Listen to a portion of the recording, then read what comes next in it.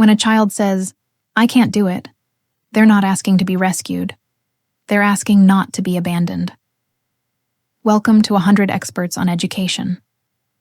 Here, we explore the wisdom of great educational and psychological thinkers to understand how children actually grow, not how we assume they should. Today, we step into the work of psychologist Lev Vygotsky and a truth that quietly reshapes everyday parenting. Children do not develop in isolation. They develop in between people. We often say to children, "Think about it yourself." You should know this by now. You need to be more independent. Independence matters. But here's what many parents notice, and rarely say out loud. Some children aren't unwilling to try. They're simply asked to stand alone before they were supported enough.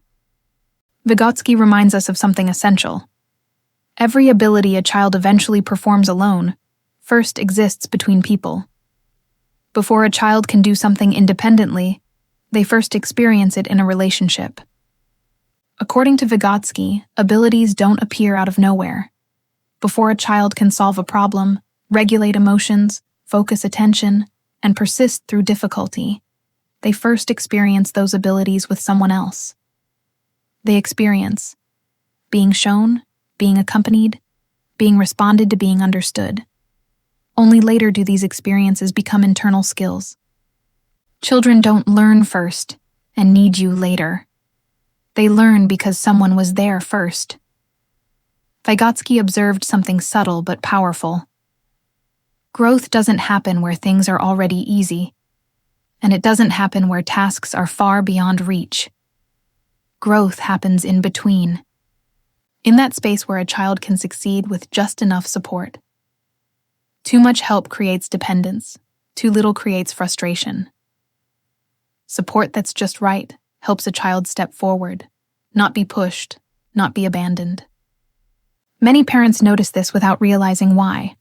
When you sit beside your child, not explaining much, not correcting constantly, just being present, your child becomes more focused, more willing to try, less overwhelmed, more capable.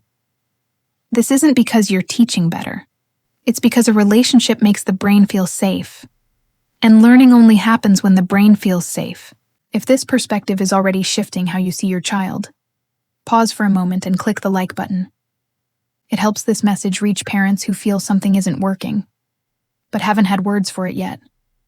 When we say, "You're old enough. You don't need help anymore. You should be able to do this alone," we often mean well, but sometimes we're not encouraging independence. We're withdrawing support too soon. Vygotsky would remind us, independence is not forced.